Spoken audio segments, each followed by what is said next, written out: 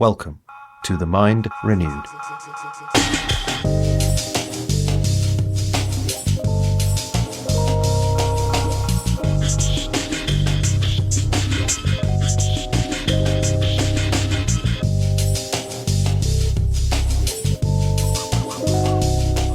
They're so worried that they've got to take over down here the direction of where it's going and get a one world system together, get rid of nationalities to get one government, one religion, so we won't have war. That's the effort of man to bring about his own salvation. Hello everybody, this is Julian Charles again of themindrenewed.com, podcasting to you from the depths of the Lancashire countryside here in the UK. And today I'm very, very pleased to welcome back to the programme Dr. Martin Erdmann. And for those of you who don't know, Dr. Erdmann was most currently the Professor of Philosophy at North Greenville University and Director of the Verex Institute in Greer, South Carolina. He has served as Head of New Testament Studies at the State Independent Seminary in Basel, Switzerland, and the Academy of Reformation Theology in Hanover, Germany. He also taught all courses in Biblical Studies at Patrick Henry College in North Virginia, and was for several years Senior Scientist at the University Hospital in Basel and Research Fellow at the European Foundation of Clinical Nanomedicine, researching into the ethical implications of nanotechnology. Dr. Erdmann, thank you ever so much for coming back to speak to us again. Oh, you're welcome. I'm glad to be on your show. Thank you. And I know that you've returned quite recently from a very extensive and exhausting preaching and teaching tour across Europe. So it's great that you've come on so quickly to speak to us again. But how did that tour go? Could you give us just a brief idea of what you were talking about and how it was received? Yes, indeed. I spent 6 weeks in Germany, Switzerland, and Austria to conduct a speaking tour, as you already noted. And it was a very good tour. I was very pleased with the outcome. It was very exhausting, as you probably could imagine. I was at a different place on average every second day for 6 weeks in 3 different countries.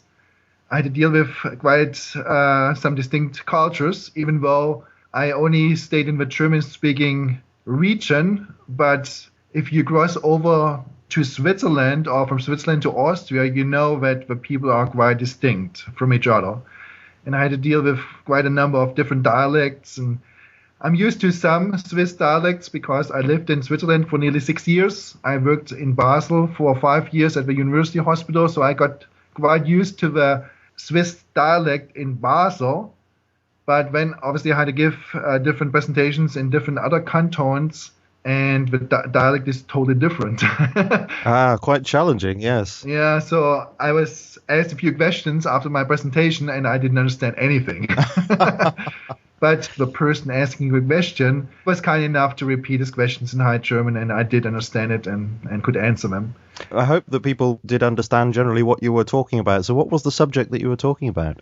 Well, each presentation was a bit different.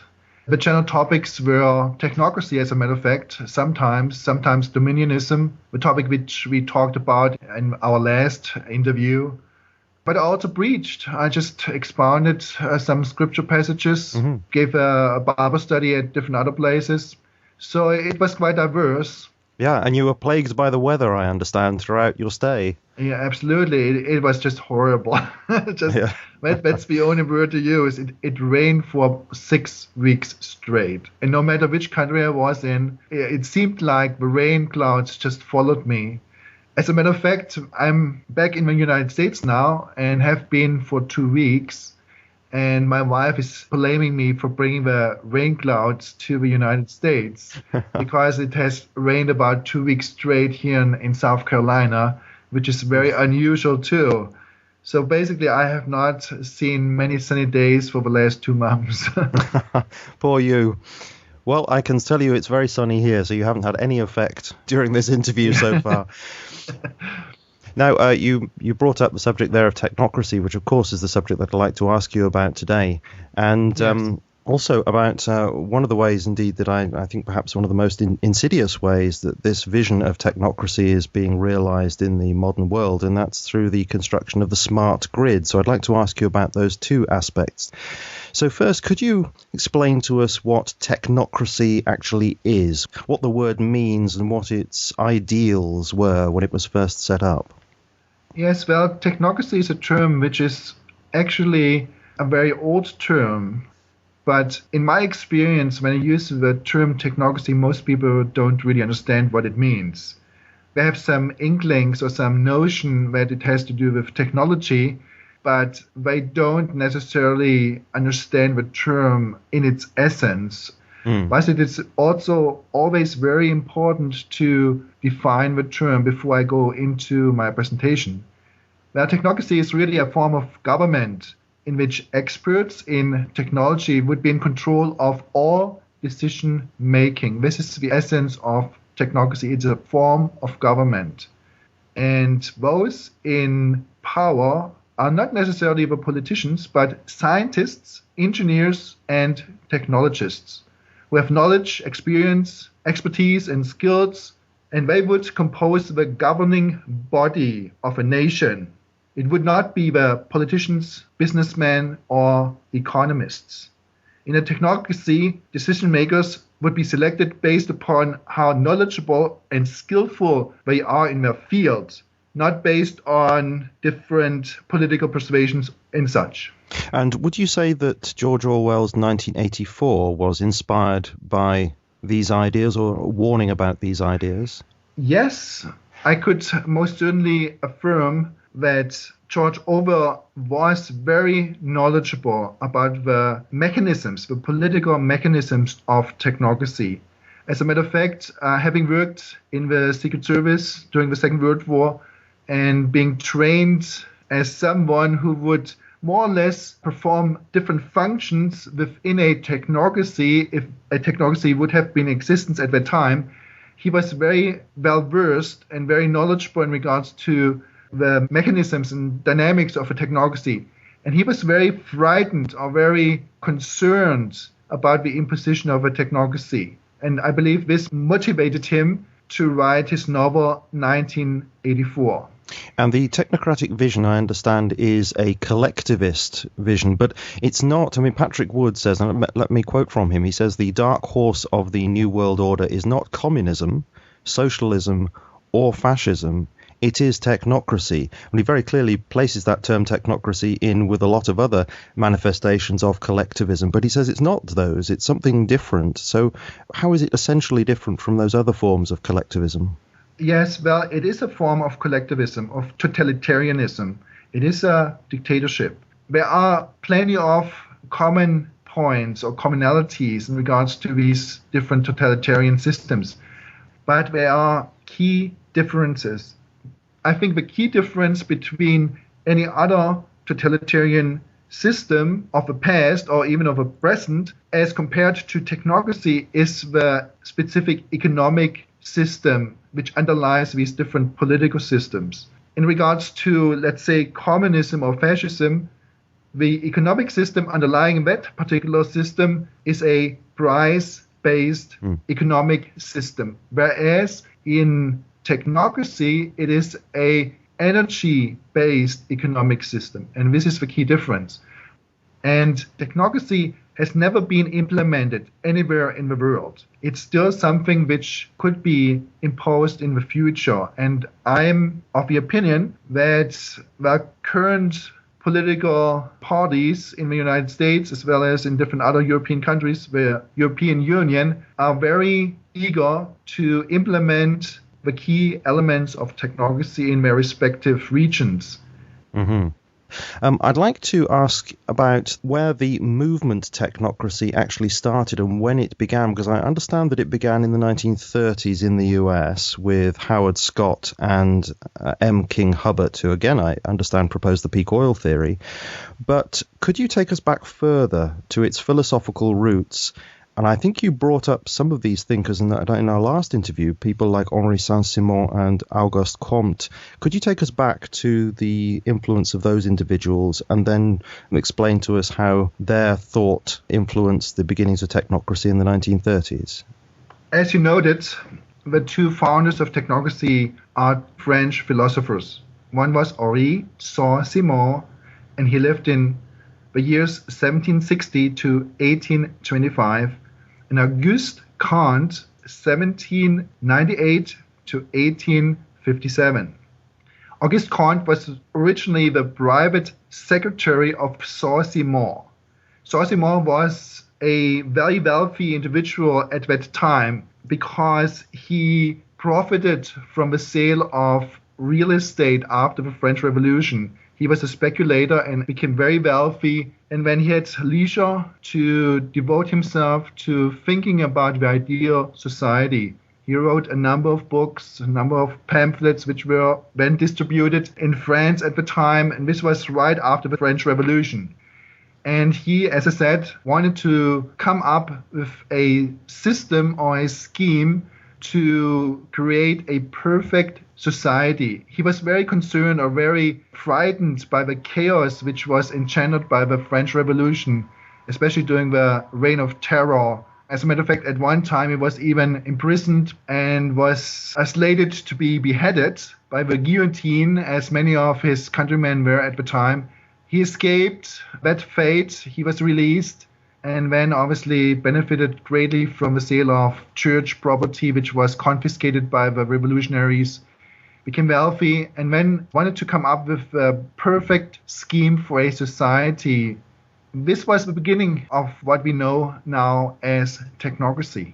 And his ideas were, I understand, very, very positivistic. Well, he was an atheist in his personal religious persuasion, as well as Auguste Comte. But Auguste Comte later on split off from Saint-Simon, set up his own following, and came up with his own philosophy. And that particular philosophy was called positivism. As a matter of fact, he himself came up with that term for his own philosophy.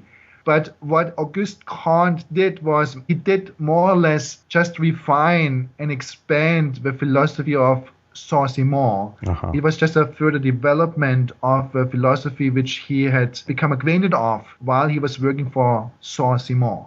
And yes, in a general sense, you can call it positivism. But you also have to keep in mind that positivism, even though it is exclusively concerned about matters in this world, it has totally abandoned any notion of beyond, of any metaphysical understanding of a world. It is a very materialistic worldview which positivists embrace. However, we also know that Auguste Comte looked at his own philosophy as a religion. As a matter of fact, he called it the religion of humanity. And he himself viewed his role within that religion as being the high priest of a religion of humanity. So in essence, it is a philosophy, but it is far more characterized or defined by a religious worldview, which is not Christianity, but it's still a religious worldview nonetheless. Mm-hmm. And if he was the high priest of this religion, he wasn't mediating the spirit of or the presence of God, then presumably he was mediating an idea, an intellectual idea. Was this his thought? Yes, positivism elevated science and the scientific method above metaphysical revelation or the idea of a God. Yes, he didn't incorporate the idea of God within his philosophy or his religion. That is correct. But he also was very keenly aware of the fact that his philosophy would never be accepted by a large number of individuals unless it would be a religion. This is actually quite ironic because Saint-Simon in his later years, especially in the year of his death, 1825, came out with his last book, which he entitled New Christianity. And that idea of using a philosophy as a religion in order to gain followers, in order to gain a large mass of individuals embracing that idea, was actually the idea of Saint-Simon. And once he expressed that idea explicitly, Auguste Comte was so disgusted that Saint-Simon brought in religious thinking into his philosophy that he split off from Saint-Simon and started out on his own. And then later on, this was the essence of what Auguste Comte himself did, because he realized the value of using a religion in order to spread his philosophy. This is very interesting. Do you see an intellectual connection there with Julian Huxley of the humanist frame who himself said that in order for a new world to be accepted, it would be necessary to have a kind of humanist religion. Yes, the idea is identical. Mm-hmm. As a matter of fact, I believe Julian Huxley, as well as his brother, Aldous Huxley, were very strongly influenced by Auguste Comte's positivistic philosophy, which is also religion. So in essence, I believe there is a direct connection between these different individuals, even though they are separated in time by 50, 60, 70, almost 100 years.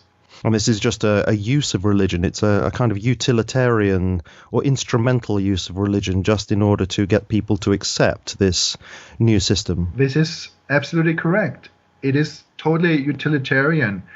It is a pragmatic approach to gain a large following. And these philosophers realized that only if they call their philosophy a religion would they gain a large following. As a matter of fact, they went even a step further by not just calling it a religion, I'm referring to Saint-Simon in particular, but calling it the new Christianity. Saint-Simon was actually energized by the idea of recreating what he thought to be the true Christianity. And if you read through that book, it is a rather thin book. It has, let's say, 60 pages or so, but it has some key ideas in it. And one key idea is the social uplifting of the poor masses of humanity. And obviously that had a very strong influence on further developments, especially here in America in the early part of the 20th century, because that particular idea influenced what became known as the social gospel movement in America. Mm-hmm. And going back to that original New Christianity idea, I'm assuming that was intellectually, or at least an intellectual justification was sought for that in the alternative lives of Jesus that were going on around that time, I presume, where there was a reinterpretation of the Gospels and taking out the supernatural elements. I would cautiously say that I would agree with you. However, I don't see a necessary direct connection between these authors who wrote biographies of Jesus from a naturalistic, materialistic viewpoint and Saint-Simon directly. I don't see that connection. However, I believe there are similarities. More of an intellectual climate that breeds a similar attitude. That is correct. I would affirm that.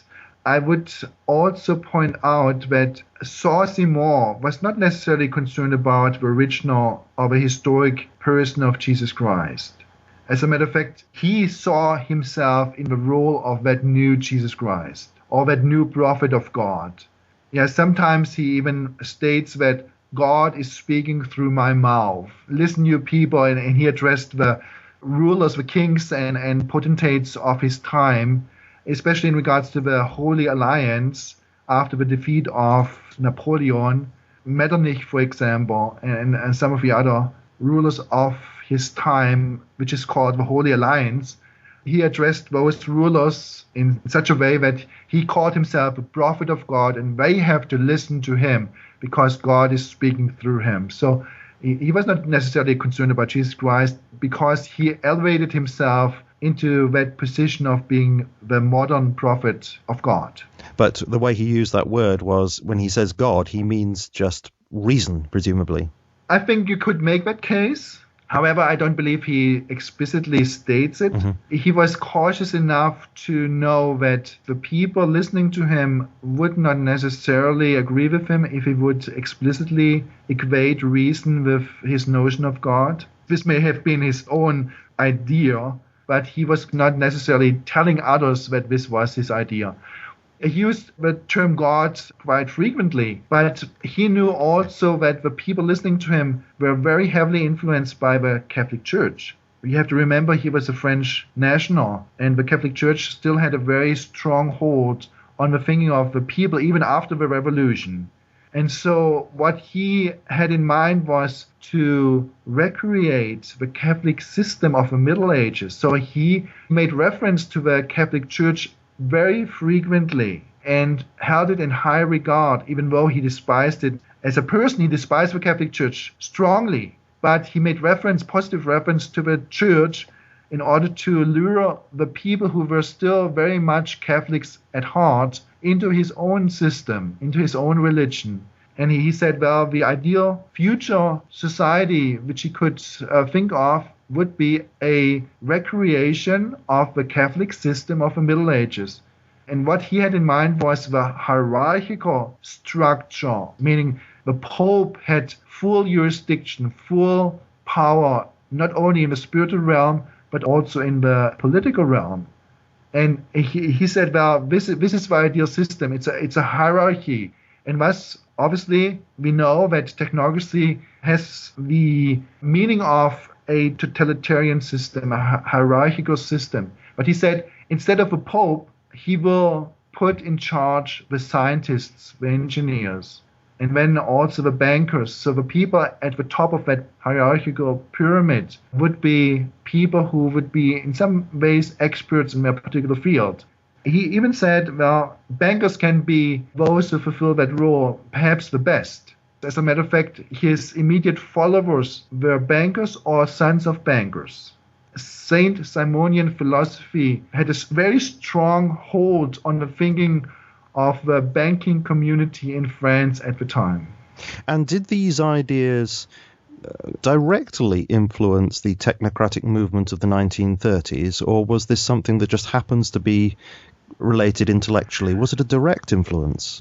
No, it was not a direct influence. I can recount to you how it happened, but I have to just give you the highlights. Well, the philosophy of St. Simon came to Germany and influenced the Hegelians, the left wing and the right wing Hegelians, meaning the followers of German philosopher Georg Wilhelm Friedrich Hegel. So there was a mixture between Hegelian philosophy and the philosophy of St. Simon, which happened in Germany. And that mixture then was imported to different other countries, to England under John Stuart Mill. But it was also imported to the United States almost immediately. As a matter of fact, many of the revolutionaries in the year 1848 who had to flee Germany were strong followers of Hegel and St. Simon, and they came to the United States and brought that particular philosophy to the States. Even earlier, some British pioneers in social theory like Robert Owen had a strong impact on the society in America, because being an Englishman, he came to the United States and set up his Utopian communes and spread the philosophy of socialism in the United States. And we also have to see St. Simon as the founder of socialism. So it's not just technocracy. St. Simon is also viewed in general as the founder of socialism. But what caught the imagination of large portions of the American public was a book which was published in 1888. The author of the book was Edward Bellamy, and the book was entitled Looking Backward. And that book basically encapsulated the entire philosophy of St. Simon. It was a book which we would classify as science fiction nowadays. His main thesis was, well, the main hero of his story fell asleep in the late 19th century and woke up in the year 2000. And then, obviously, knowing how society was at the end of the 19th century, and then waking up in the year 2000, he was looking backwards of what had happened during these roughly 100 years. And once he woke up in the year 2000, he found himself in the perfect society. And the perfect society was technocracy. I read some papers by Howard Scott. Howard Scott was basically the founder of the technocratic movement in America in the early 1930s. I read some papers written by Howard Scott in which he refers back to Bellamy's book, Looking Backwards. So that is the connection. So we have a direct connection to the founder of Technocracy Inc., Howard Scott, and Edward Bellamy. That direction is immediate and direct. But how Bellamy came up with the idea of technocracy is a bit unclear.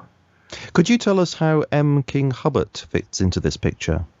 Yes, M. King Hubbard was a scientist who basically was the co-founder of that organization, Technocracy Inc. That organization was founded in the year 1932. And the two founders were Howard Scott and M. King Hubbard. M stands for Marion King Hubbard. Both of them came together in order to promote the ideas and ideals of technocracy. Early on, they had already cooperated in what came to be known as the Technical Alliance movement in the 1920s, early 1920s. And that Technical Alliance movement never really caught on. So it was abandoned, and then in the early 1930s, specifically 1932, these two individuals once again came together to set up the organization Technocracy Inc. And this basically was the beginning of the technocracy movement in America, which was a very short-lived movement, as a matter of fact. It only lasted for roughly 6 months. Really? That short? Yeah. I see. But it was very successful, wasn't it? I understand Correct. that hundreds of thousands of people were taken with the vision. Yes, it was very successful, but it was still a very short-lived movement. One reason was because FDR, Frederick D. Roosevelt, became president in 1933. And his particular policy, the so-called New Deal, was very much similar to technocracy, but it was not as radical. And thus, the masses took up the New Deal policies much more readily than technocracy. They were frightened. Once they were enlightened in regards to the technocratic policies, they were frightened and realized this is way too radical. We are not ready to accept a dictatorship. As a matter of fact, one of the technocrats wrote a book shortly after FDR was voted into office and called on Franklin D. Roosevelt to become a dictator. He said, "You are destined to be the dictator of America, and we technocrats fully support you. If you want to declare yourself to be dictator of America, you would have our full support." So they were very keen on setting up a totalitarian system even at that early stage. However, as I said, that idea of getting rid of a democracy was too radical for most Americans, and thus they discarded the idea of technocracy. And this more or less was the main reason for the collapse of a technocratic movement, even though it was rather successful initially, but it collapsed ignominiously in short order. However, we also need to know that it did not totally disappear. It went underground. Out of that original organization, Technocracy Inc., 2 different organizations split off due to internal conflicts. We also have to keep in mind that Howard Scott was a very eccentric individual, and he didn't see kindly to anyone opposing him or contradicting his views. And this was also one contributing factor why the movement never really caught on as Howard Scott wanted it to. But 2 organizations split off. One was led by Howard Scott and M. King Hubbard, and the others by people whose names are totally forgotten nowadays. Technocracy Inc. even today exists. It does exist as an organization. It's extremely small, but it still exists. It has a website which recounts the history of the technocratic movement and publishes some of the books which Howard Scott and M. Kim Hubbard wrote, especially the Technocracy Study Course. This is the most important book which came out of that movement, which was published in 1934. Now, I had a look at that, actually. I obviously didn't read through the whole thing, but I found it very enlightening to know where they were coming from with this, because it's very, very clearly highly utopian. The basic idea is that everything will work best and most efficiently if everything in the society is conformed to natural law, so that everything and everybody is in the right place, and then, as it were, in the natural place. But it seems to me that this constantly overlooks the fact that, whatever systems are put in place, it's going to be human beings who have to design them and have to administer the system. And as we know, speaking from a Christian perspective, or I would say just from a realistic perspective, we know that human beings are imperfect. So to my mind, this is the same old problem. It's a utopianism that could never actually work because of the problems of human beings. We have to have the new man man, and there's no way you're going to get the new human being into the system, and I'm sure both of us would agree, unless every person in the system comes to faith in Christ, but that doesn't even figure in the system whatsoever. So it seems to me that it is fundamentally flawed just because of that. Exactly. Well, I also read the book Technocracy Study Course, and the proposals are, as you rightly noted, utopian. And if they are utopian, they cannot ultimately be realized. The troubling part of it is that some key politicians, even of our time, are still trying to implement them. And this is the troubling part. So I would agree with you, they will not be implemented as they were thought out to be. However, they will cause great trouble and chaos. Ultimately, like the communist system created a lot of chaos in the societies which adopted that particular political system. So I expect once technocracy will truly take hold in the Western world, it will create chaos and it will not bring heaven on earth. This is the last thing which will happen. However, we Christians know that obviously things will have to get worse before Jesus Christ comes back, and ultimately Jesus Christ will prevail. This is my hope in regards to the whole scenario. I would be very depressed knowing all the things I know in regards to technocracy if this is all I would know. If I don't have any hope beyond that, I probably would not dare speak out against technocracy at all. But I know that there will be a perfect world society coming once Jesus Christ will return.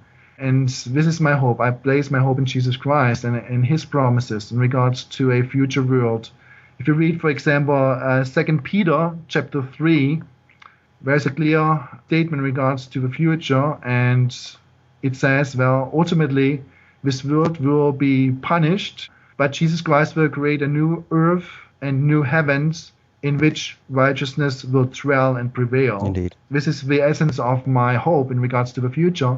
However, we still have to deal with the world we are living in right now. Yeah. I suppose really, in a way, I need to correct what I said in some ways, because I said that I thought it was necessary for all people to come to a faith in God in order for the new human being to be created so that such a system might work. But to be quite honest, I don't really mean that, because I agree with you that salvation is something that is completed when God creates the new heavens and the new earth. And so the idea of setting up or any system like this is necessarily going to be utopian, because the new man or the new person will only exist in the new world. That is correct. And we also have to keep in mind, even though technocracy could also be called the new Christianity, it is not Christianity at all. It wants to be put in place of what obviously Christianity promises in regards to the future, but it is not Christianity at all. As a matter of fact, you know that Morsi, the prime minister of Egypt, was just deposed by the military in Egypt. But when he came into power, he publicly declared himself to be a technocrat.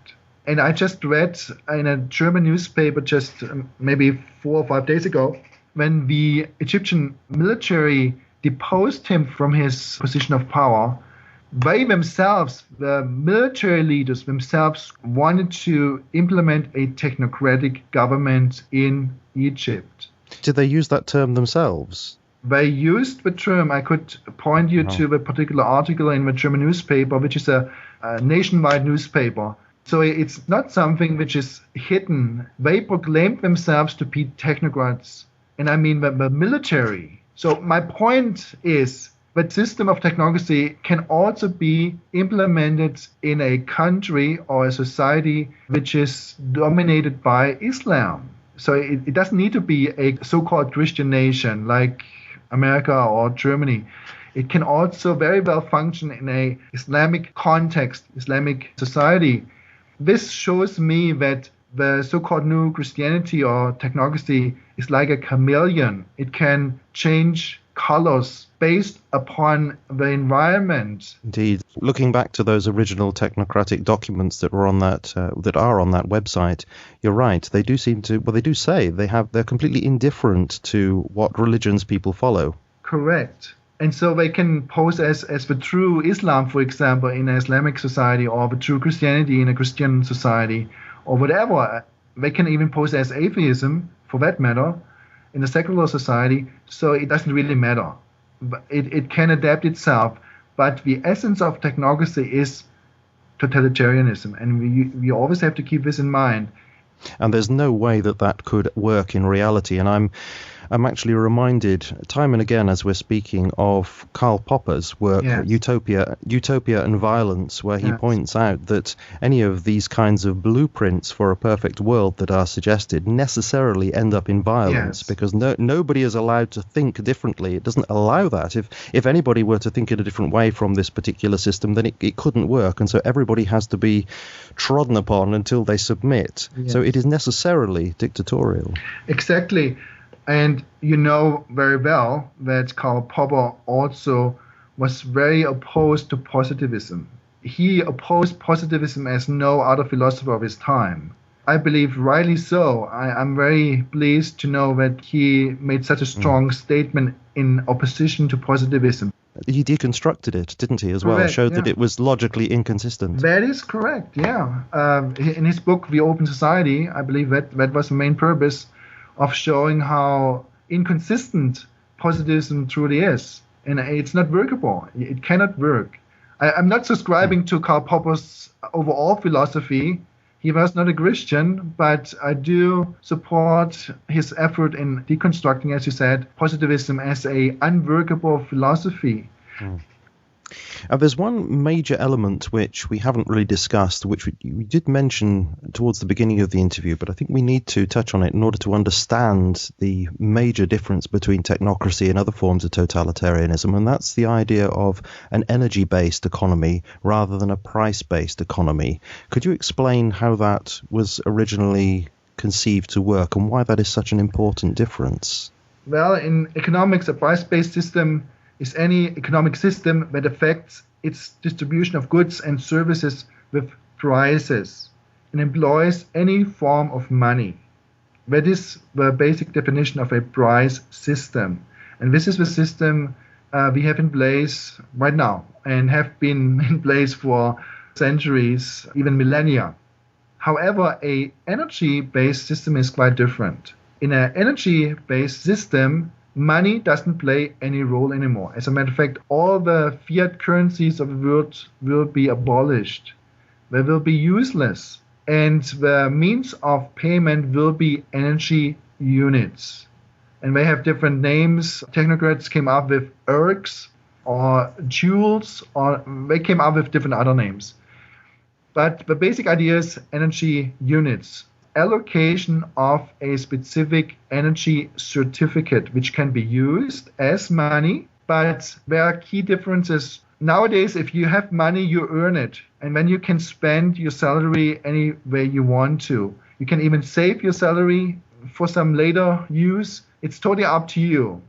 However, if you get these energy credits as a means of payment, they are allotted to you, meaning you cannot earn them. You cannot go out and do a job and get energy credits in compensation for the work you put into that job. These energy credits are allotted to you, meaning the government gives you X number of energy credits, let's say at the beginning of a month, and then you can use these energy credits to buy the basic means to exist. But at the end of the month, if you have not used up all the energy credits, they just expire. Meaning they lose their purchasing power by 100%. They become totally useless if you have not spent them up in a specific time period. Thus, you are totally dependent on the government to give you another allotment in the second month and in the third month. And you will not be able to save anything. So savings are outruled under that system. This is the first difference to a price-based economic system. The second difference is that all these energy units are allotted specifically to individuals.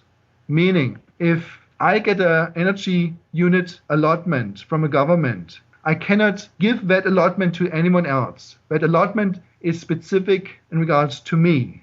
This basically rules out any robbery, because no one can steal the energy units from me. They are specific in regards to my person. So I can only use my allotment, you can only use your allotment. And if you have to use these up within the month or whatever the time period is, you say, therefore, it's not possible to save anything. Therefore, I presume it's not possible to buy anything of any great substance, for example, a property. So presumably there would be no private property rights because there would be no private property. Exactly. The notion of private property will be outruled. This is the key notion which technocrats want to get rid of. As I said, they are socialists at heart. The understanding of the notion of having private property is anathema to them. This is the first thing they want to get rid of. And this is the means how they do it, by changing the economic system, the currency system. These allotments, energy credit allotments, will not function in such a way that you can buy anything which you can call your own. Mm-hmm. And at first sight, this might seem rather arbitrary. Why choose energy credits? But my understanding is that the justification for this is the idea of non-renewable resources, such as oil, gas, coal, these sorts of things, which, according to the original theory, those particular commodities represented an overall increase in the entropy of the system. So this was a thermodynamic justification for this system. So you needed to bring all of that under strict control so the thermodynamic system didn't go on to chaos. That was the justification. So things like oil, gas, coal, you were trying to control the use of those for the good of the whole society. Now, Patrick Wood says that there's possibly coming a modern manifestation of this concept with the idea of the carbon currency, which again connects to the idea of saving resources and, of course, the anthropogenic global warming theory, so as not to produce too much carbon dioxide, all these kinds of thoughts. Do you agree with Patrick Wood's idea here that there may be a carbon currency, a global carbon currency in the offing?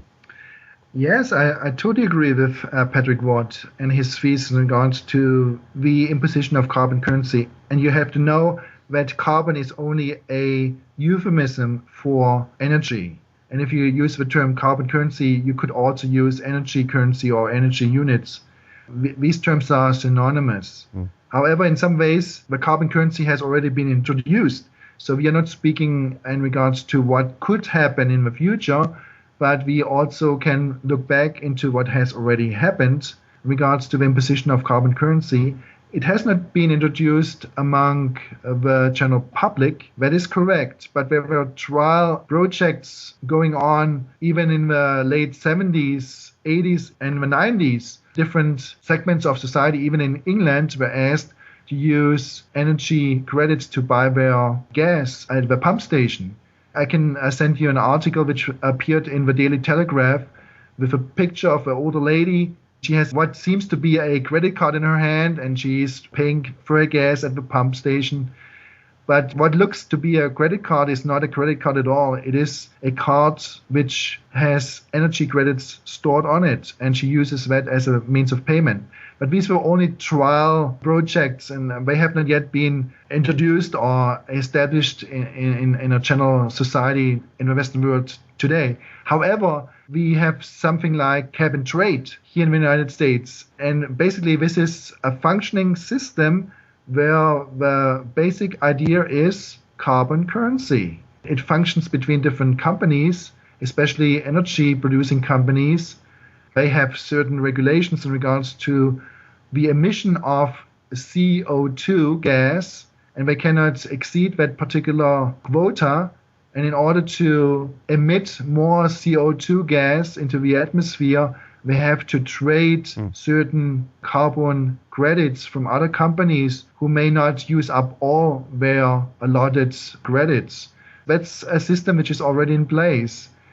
And thus, ultimately, it will also be introduced in the general public, and everyone will have to use these carbon credits or the carbon currency as a means of payment. And do you envision this coming about as a gradual process? Because to my mind, I find that very difficult to imagine how that could happen incrementally. But we live in a world which is, Well, it seems to be economically on the edge of the precipice, and I'm just wondering whether you agree that if the economic system around us were to collapse in a very dramatic way, that maybe this would be the right moment as far as the technocrats of the New World Order to bring in such a system. Yeah, it cannot be opposed from one day to the next. It has to be a process. This was the reason why we looked back into the history of it all.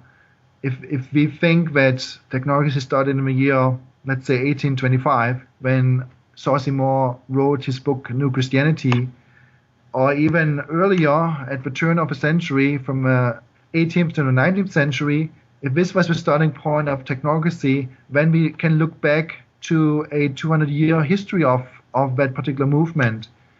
And what really held the technocrats back was the lack of appropriate technology. This was really the big impediment for the earlier technocrats to implement their system. However, modern-day technocrats think they have the technology at their disposal now. Obviously, it's computer technology, digital technology, and the smart meters, the smart grid, all of that will be at their disposal, and they think this is the technology which will ultimately be able to implement technocracy as it was thought out to be. And so do you feel that they think that this system will gradually take over, that it will make the price-based economy gradually superfluous? Yes, it all depends on the installation of smart meters, because smart meters are the most important component to set up the so-called smart grid in one particular country. And when obviously they want to link all the national smart grids to set up or establish a global smart grid system. But everything depends on the installation of smart meters. And this is what is happening today in certain parts of the United States, in Canada, in England, in Germany, and different other countries of the European Union. I just read an article in regards to the installation of smart meters in Italy, and that article told me that 80% of all the households in Italy are already outfitted with a smart meter. And I think at the end of this year, 2013, they will accomplish the project to install smart meters in every household in Italy. So this is really the process which is going on. This is the necessary preparation in regards to set up a smart grid system globally, ultimately. And then obviously once the smart grid is in place, the next step will be the political imposition of technocracy, because then the technology is available to make technocracy work. Indeed, and from what I've read, the little that I've read about the smart grid, the very essence of it seems to be technocratic, because it seems to be moving in the direction of allocation rather than one buying energy. In essence, its philosophy is already technocratic. And I must admit, I would very much like to talk to you about this, but we are running out of time. I'm wondering whether, Dr. Erdmann, you would be agreeable to coming back to speak about this smart grid in more detail. Sure, I would be glad to. I think perhaps we should do it that way. May I say thank you ever so much for spending all this time with us again. Just before we break off the conversation, could you please just remind people again of where they can find out more about your work? You have a couple of websites. Yes, I have a German website. I also have an English website, and obviously the English website would be more relevant to your listeners. It's at the auraria.us web address, auraria.us. And I believe you can just give a link on your website, and this would spare me the effort of actually spelling it out. Yes, I'll do that gladly. Yeah, so once again, thanks ever so much for speaking to us again, and I look forward to speaking to you again about the subject of the smart grid and how this is effectively going to be an implementation of technocracy. So thank you ever so much for speaking to us. You're welcome.